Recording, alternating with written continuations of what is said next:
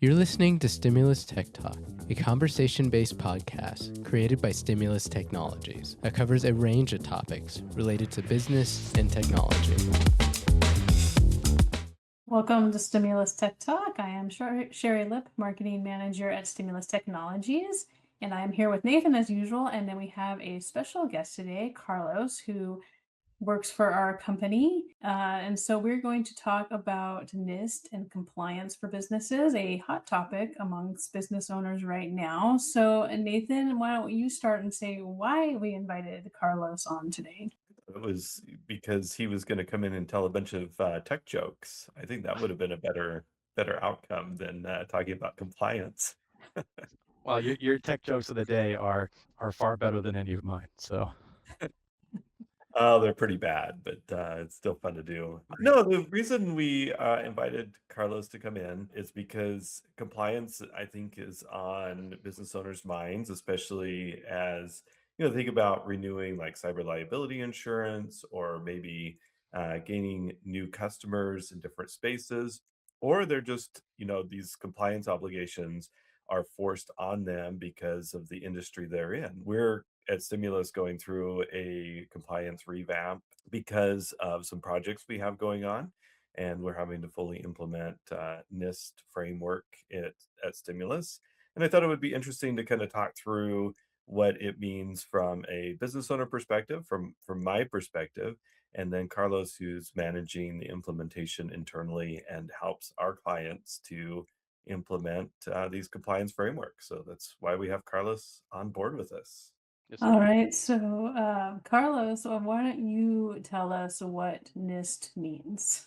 As far as a small business is concerned, NIST is a framework that helps you follow and implement it. Usually starting from a very low maturity level all the way up to being advanced and being able to be adaptive to all the changes in the cybersecurity landscape. So it's basically a nice, easy, scalable way to get into some sort of, let's say, not legal or lawfully following compliance standard, but as a, let's say, nationally or let's say widely recognized framework that a lot of small businesses and people understand and follow. And is it something that businesses are required to follow? What are the regulations around it? So yeah, it's basically optional. It's not required for most small businesses, but until, like, let's say, a client or customer or like a regulator or a contract, if you pick a new contract up like we did, your cyber insurance policy is getting renewed or you're trying to get one, asks for it. So that's when, even when it is optional, it's the most widely accepted security baseline that you can adhere to. And Nathan, maybe you can kind of talk about like why, how it's become more important for us, and like, how has the focus changed over the past few years that this has become more important? A lot of things we talk about on the podcast and in the webinars are good cybersecurity hygiene. And the NIST framework is a framework, as Carlos said, is a framework to follow to implement all that cyber policies and cyber hygiene inside your business. And so even though it's not necessarily a compliance standard like, HIPAA or CMMC, it is a framework that most of them are based around. As a Stimulus, like Carlos was saying, we have a contract that specifically requires that we follow this NIST framework. And we're seeing more and more, businesses that are maybe in an unregulated area. They don't have to follow CMMC or HIPAA or one of these other specific frameworks, but to get cyber liability insurance, or maybe to get a contract, whether it's with a government or a large corporation, they want you to have your cyber policies in place, and they may ask you for your entire cyber policy framework and how you're following it. And a lot of times it's a self-attestation that you're following this framework, but it is, a good framework for any business to follow, whether you're a small company with a few employees or hundreds of employees. It's the basis for a lot of the regulations out there that are more enhanced on compliance. And does NIST stand for something? I don't know if we said that when we were talking about what it is. The name. Right off the top of my head. So I believe it stands for the National Institute of Standards and Technology. Right off the top of my head. Hopefully I got that right. But yeah, they don't just do cyber stuff. They do a lot of different frameworks for lots of different businesses and regulatory things. So it just happens to be a big part of, what's kind of front and center with cybercrime and, with the cybersecurity of the nation. So that, I think, gotten a lot more press in the last, let's say, 5 years. And that's why they came out with a newer version of it. And it's constantly getting updated. And Carlos, do you find when you're working with clients that they have familiarity with these regulations, or that you're telling them and teaching them? As an MSP, or let's say based on the kind of services we provide for our clients, we use NIST CSF because it's pretty generalized. Most of our clients, I think, are in the same space and don't have a particular regulatory compliance that they have to follow. So it's a great baseline to set up for, small businesses everywhere. So that's why they should start with it. So it's business friendly. So it's Okay. practicable, it's scalable. That's why. And where do you start? Like when you're working with a client and you're assessing like what their needs are, where do you start? Well, see, because it's a simple and scalable place, say the basic thing you want to do is, try and start with your top 3 to 5 controls. So that can get you going first. You want to build your maturity level from the very beginning. So if you are very, very new to implementing any sort of cybersecurity framework, you start with the basics to reduce your attack vectors. So start with MFA, get your patching done, test your backups, get your endpoint protection installed, and limit all your admin access. That's where you would start. At least that's where I would start. There's different NIST frameworks from what I've read, and I'm kind of like I'm almost like one of your clients. I don't have like super familiarity with it. So Right. are there specific frameworks that fit for small businesses? Does it vary by industry? Yeah. So the most common one is CSF 2.0. That's the current cybersecurity framework for NIST. But they also have a couple other versions. There's 800-171. That's often tied to like government or like Department of Defense contracts. If you handle controlled unclassified data, that's where that one's going to apply if you're more onto that sort of business vertical. And then 853 is for usually much larger enterprise level corporations, big ones. It's high up there. It's complex and it's a bit heavier of a lift to get done. But that's where those 3 territories lie. So most businesses should start with this CSF. That's where you get going. And Nathan, when you're talking to clients or potential clients, what are the biggest questions you see around this? I think, a lot of clients don't even know that they should implement some type of regulatory framework. And they also think that it's a big cost or disruption to their organization. So those are a couple of things that, I run into. The questions I get from business owners is how much this is going to cost? Why do I got to do it? And can we just ignore it? And I mean, certainly businesses, unless they're doing government contracts or, specifically required to put this type of framework in, they could ignore it, but you could also drive 100 miles an hour down the freeway and be looking at your cell phone at the same time.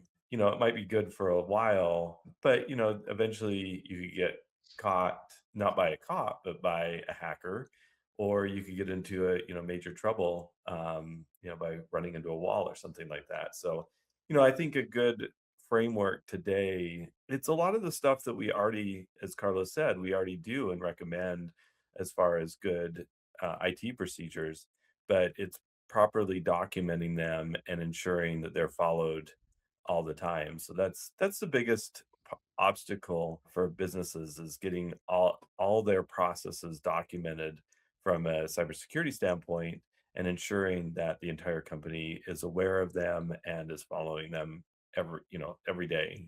So that's the biggest change for I think for businesses. It's not just, oh yeah, this is something that IT takes care of. It's something that ingrains in their operations through their whole company, and everybody is aware of it, and everybody's following those procedures. So does it, for either of you, does it have specific requirements around things that we talk about, like MFA or password management? Is there a requirement for how you execute those, or is the requirement more in the documentation and implementation? Yeah, Carlos was going to answer this, but yeah, it's a combination of both. You have to have the policies, and then you have to have specific procedures that you follow to make sure that they're implemented. So maybe Carlos, you can continue on with that. Yeah. So policies are the rules. That's the whole point of having those. This is what we are going to do, want to do, need to do, and then the procedures are the rules for playing that game. That's the best example I can give for what policies and procedures are for. And then from there, you have your evidence that is going to be procured from that. So once you have those policies and procedures, that's evidence that shows that you're doing what you're supposed to be doing. And then reporting, logging, and then security awareness training are also things that you can procure and then produce if you ever need to supply some sort of evidence that you're doing what you're doing. So, and the nice thing is that all that aligns with the framework in some way or another. Show that you have proof and a plan, prevent an incident, and then being able to respond to it. Great segue, Carlos. I was just talking to some business owners this week at a conference or seminar that I was giving, and one of them made a comment.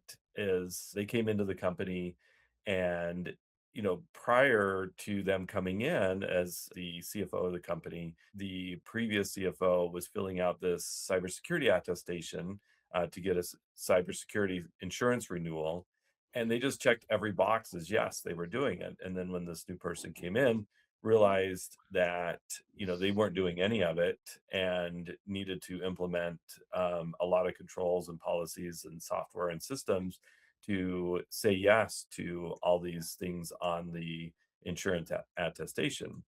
And then, kind of one step further, is if they ever put in a claim for a cyber, if they got ransomware or something happened, more likely than not, the insurance company is going to come to them and say, okay, show us that you were doing these things, else we're not going to pay the claim. They got in through, some login account that, we see that there was no MFA on this account, and suddenly that they got a cyber breach, for example. If you had evidence to say, okay, this is how we follow, and somehow MFA got turned off, not because we weren't following the procedure, but the hackers turned it off, we have evidence showing that we were doing everything right, then more likely than not they're going to pay the claim.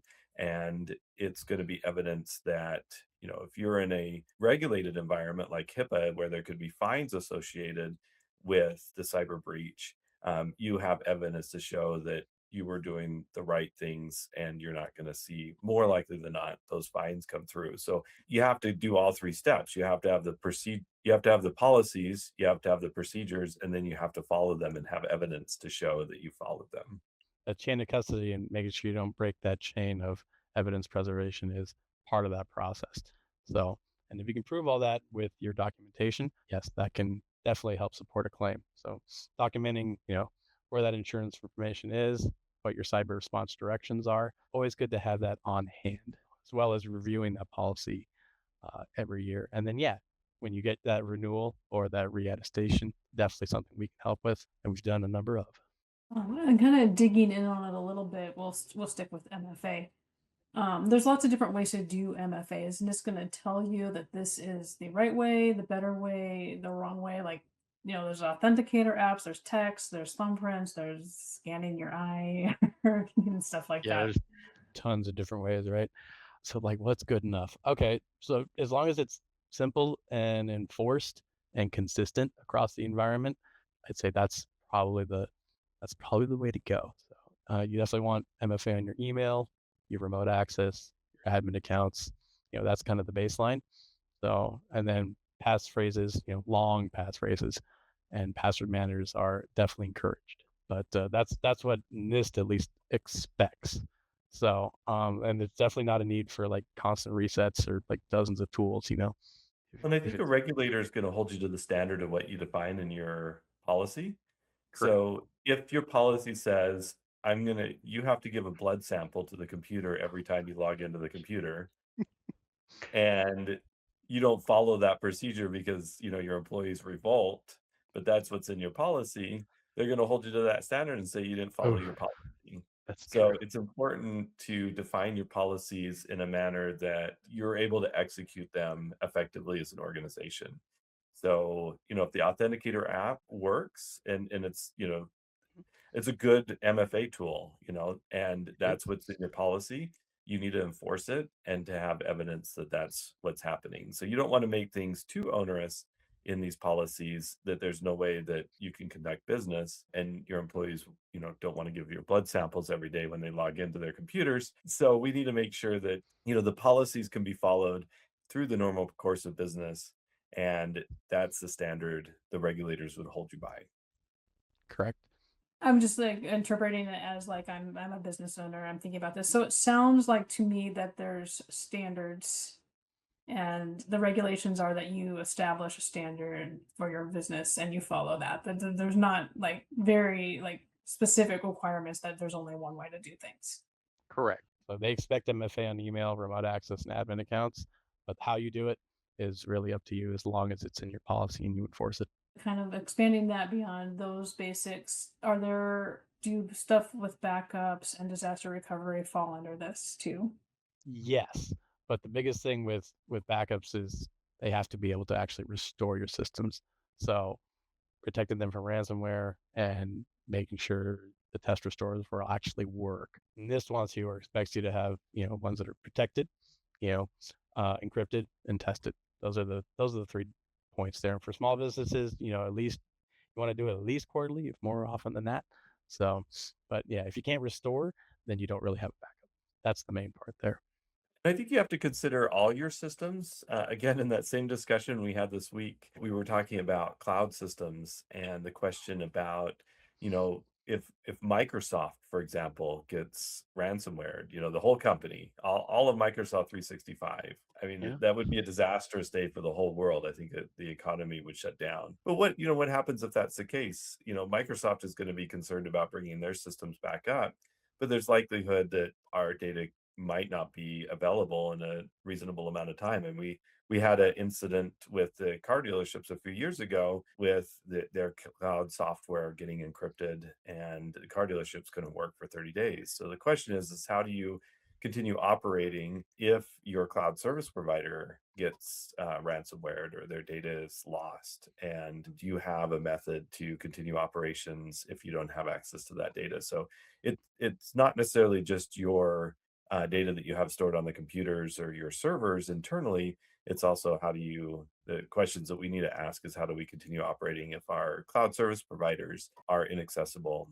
Do we have another way to back up that data and not just back it up, but also restore it into an operable manner? Because, like if you're running Salesforce and you're backing up the Salesforce data, to a thumb drive or, to a safe storage place, you need Salesforce to access that data. You can't, that's the data is kind of useless. So the question is how do you continue operating? So it might be something, consider policies that you can access that data in another manner, have, the minimum amount of data in spreadsheets stored somewhere, things to think about from a backup standpoint to be able to continue operating. And this isn't necessarily like a cyber framework. This is just a business operation framework.